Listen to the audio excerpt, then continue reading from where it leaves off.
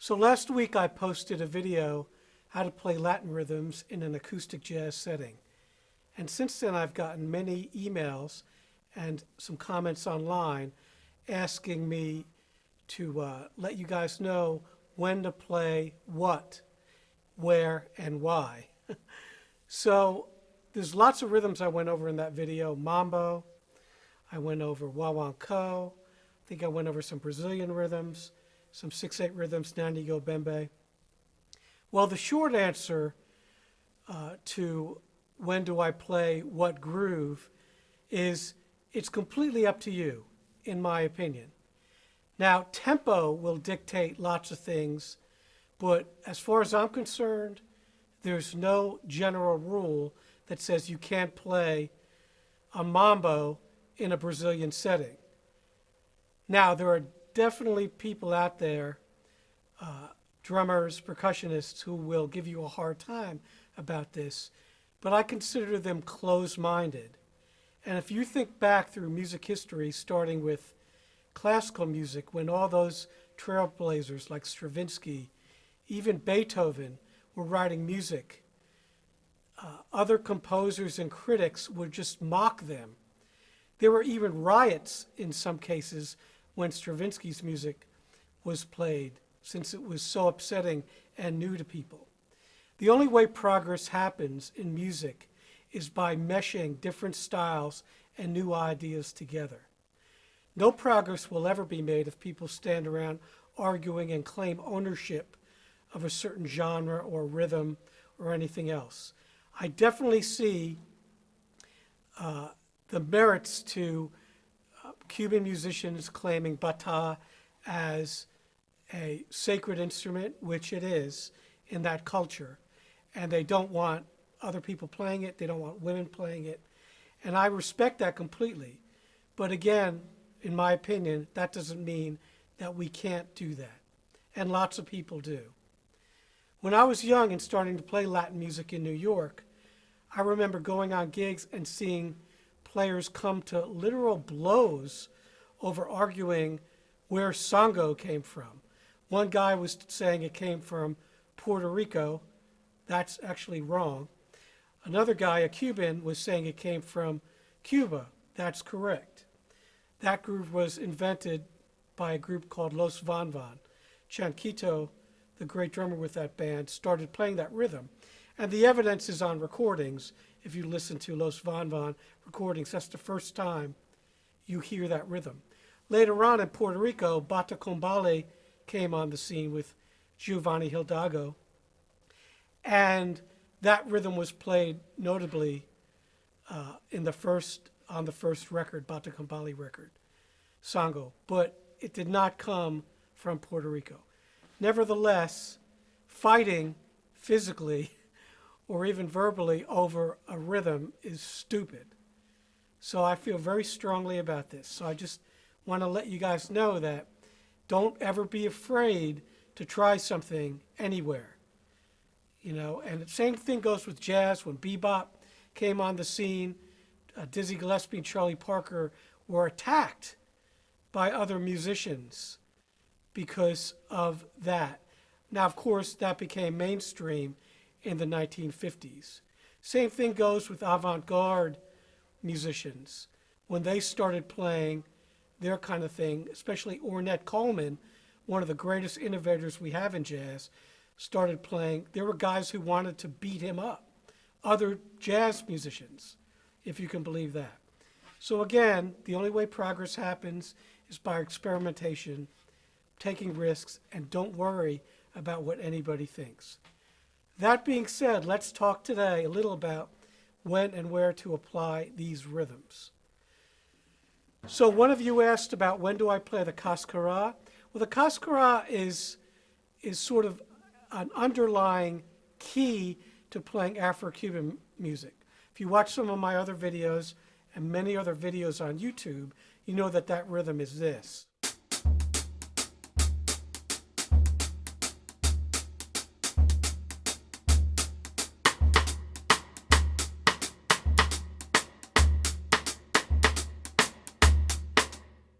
There I'm playing it with a 2/3 rumba clave.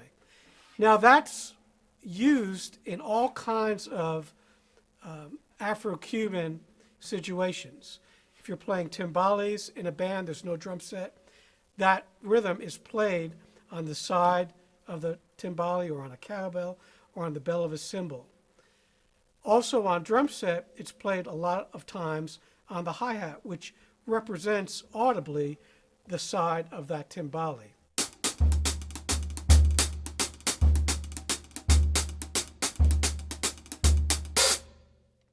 So that's something I do quite often if I'm playing with a conga player. Now, if you are playing with a hand drummer, most notably a conga player, you want to stay away from the toms for the most part, because that will interfere with his congas. And unless your intonation meshes perfectly with that, which is probably not going to happen, you need to just play a simple Cascara like this.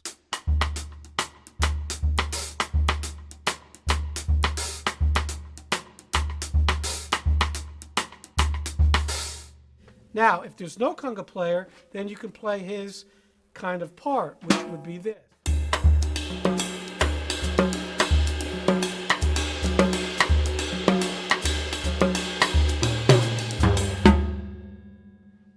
So that's kind of a general rule. Again, you don't have to abide by it. That just makes things sound better. And it's going to be more comfortable for the conga player if you're not interfering with what he or she is doing. Now, as far as, excuse me, the clave, that's different. So a lot of times the arrangement of a song will dictate the clave. So an arranger, when they arrange Afro-Cuban music, and I've done quite a bit of that myself, I have a clave in mind. Now this doesn't necessarily mean sun or rumba. It means 2-3 or 3-2. So if my horn licks or percussion licks are written 2-3, I will have to dictate that the rest of the rhythm section playing a 2-3 clave. Lots of times on older Latin records, if you listen to any Pancho Sanchez records, lots of older things without drum set, you'll normally hear a clave going.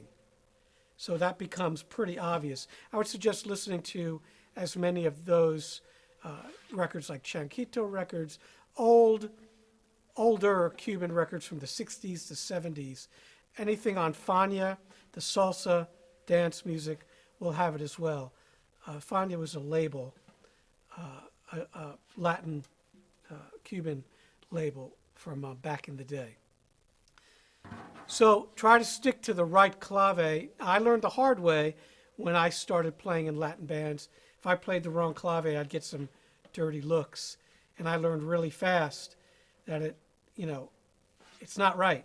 And it didn't feel right, but I just didn't know why. But I had people teach me that. So studying and listening is your best bet there. Now, as far as grooves go that use clave, there's many of them. The most notable one being Mambo, which I just showed you a minute ago. That's that Cascara rhythm with the conga part.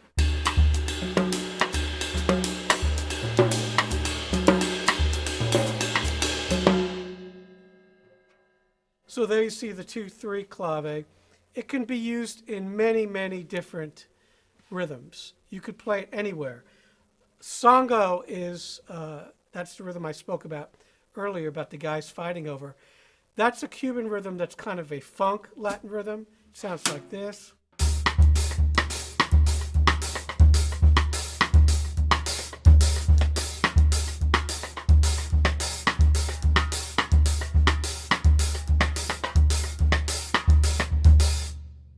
With the clave, it would sound like this.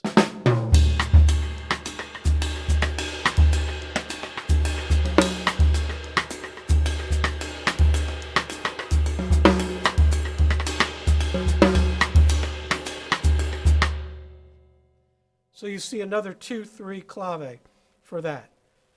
So that works great for that rhythm. And Mambo and Songo are somewhat interchangeable. You could start a tune with a Mambo and then for the solos go into a Songo.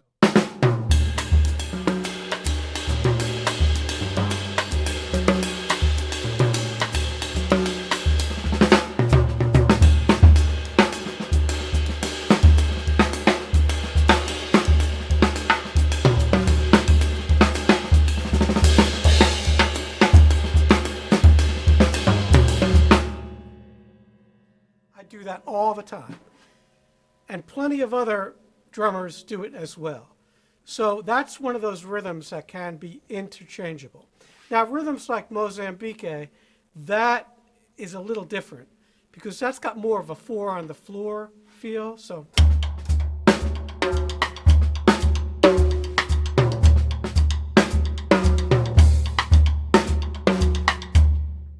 it's kind of a almost pop music groove. If you listen to, I guess, Paul Simon's Late in the Evening, that old tune, Steve Gadd plays on it, and he plays, he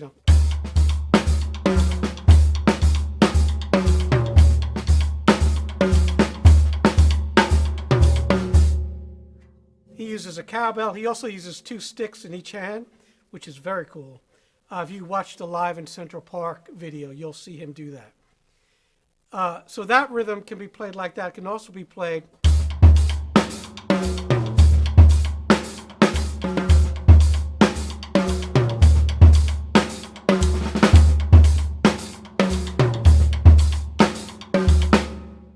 so it's not inconceivable. You could be playing a mambo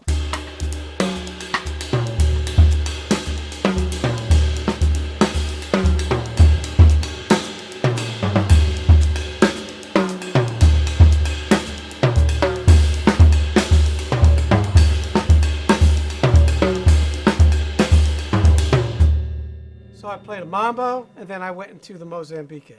So the mambo's this.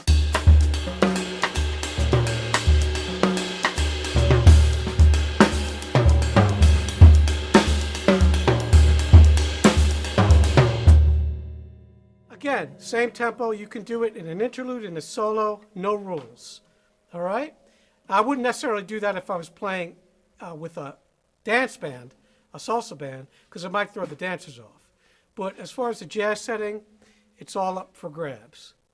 Now, as far as the 6/8 rhythms go, they are also interchangeable. I thought I made that clear on that video, but I guess I didn't. So Nanigo, Bembe, Abakwa, all those rhythms, you can do them in the same tune. So a Nanigo.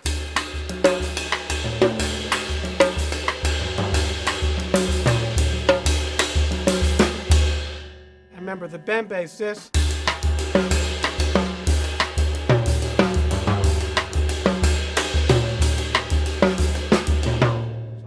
So if I play those both together, it sounds like this.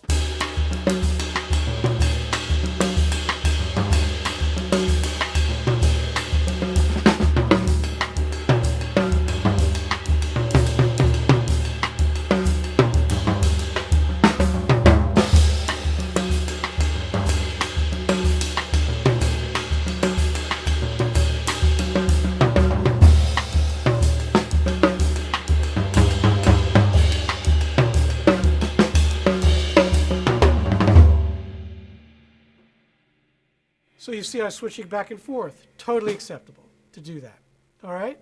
But again, if you have a arranger and he brings in a chart, says, now you go, and you start doing that and he doesn't want that, then don't do it. All right? A lot of this falls on the arranger or the composition. I do a lot of that kind of work, a lot of studio work, a lot of shows, recordings, those kinds of things. It's normally, we'll say on the top of the chart, Afro-Cuban. So Afro-Cuban, what do you do? Is it 6/8? Is it, a mambo? Well, if it's written in 12/8, you know it's going to be that kind of feel.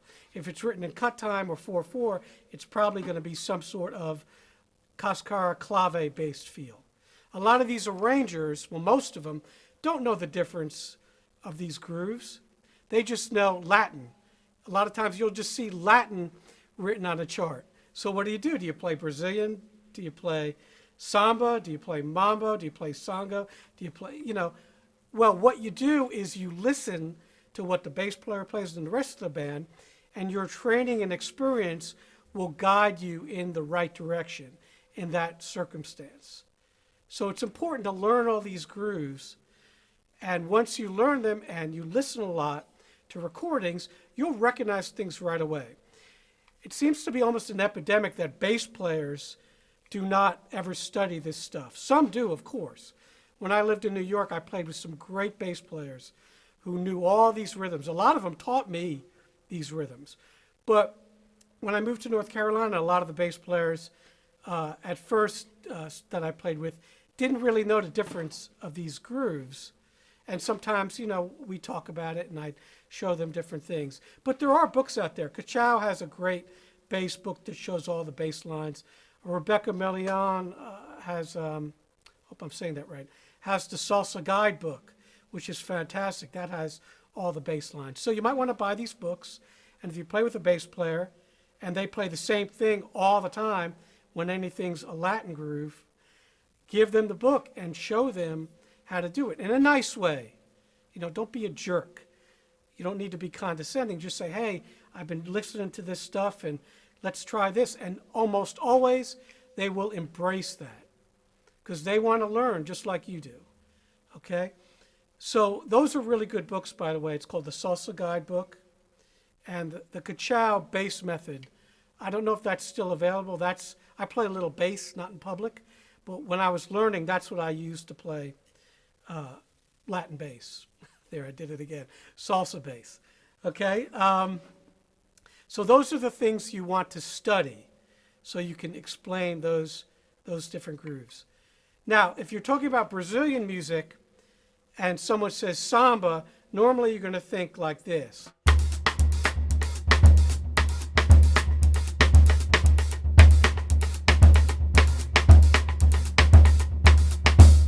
That's based on the sordo pattern, which is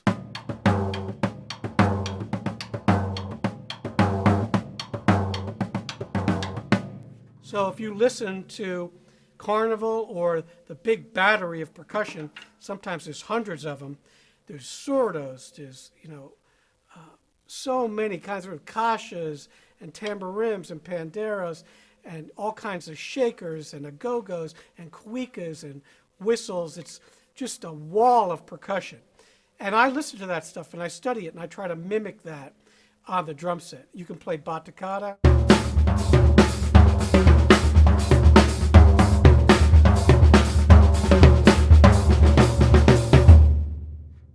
To copy that. And that's all stuff that I love to practice with when I'm playing. Now, if you think about Bossa Nova, there's lots of different ways to play that too. You can play with brushes, with sticks.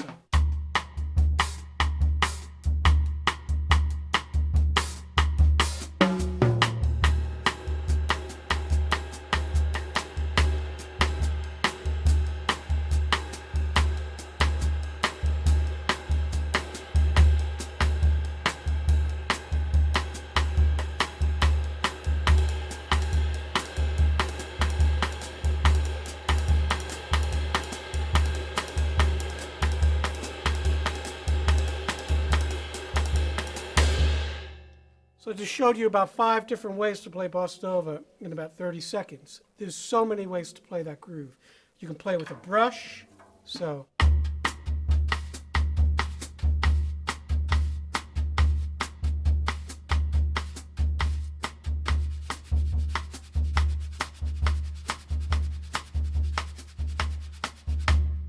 Sky's the limit. A lot of these, again, you guys know this, are in my book, most all of them.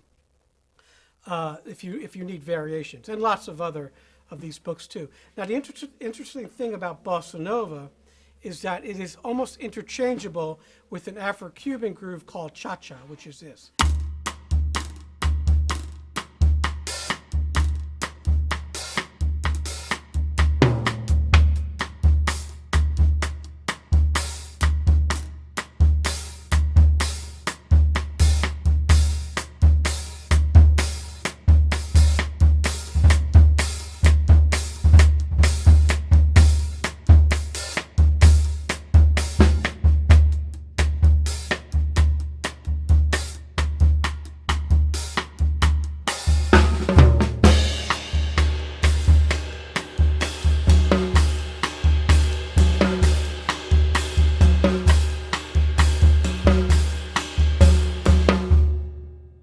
Again, there's cha-cha and bossa nova, back and forth. The bass drum is a little different, but I've done gigs where I'm playing, and we'll play bossa nova, and as it kicks in and the soloist starts, it gets more and more intense. I'll go ahead and play 4 on that snare drum, and it really adds a lot of intensity, rather than just keep going. So again, that's 2 different countries, right? Brazil and Cuba, and they're interchangeable, those rhythms, and don't be afraid to do that. So the moral of the story is learn all the rhythms, as many as you can. Never stop learning new rhythms. But then you can apply them wherever you want. And don't let anyone tell you you can't do that. Of course, in a professional situation, if an arranger or band leader says, don't do that, then don't do that. Give the thumbs up, maybe a smile and say, no problem. Just do what you're told. You work for them in that situation. But for your own practicing, your own creativity, your own music, feel free to do what you want when you want to do it. So I hope that helps answer those questions, and we'll see you soon. Thanks.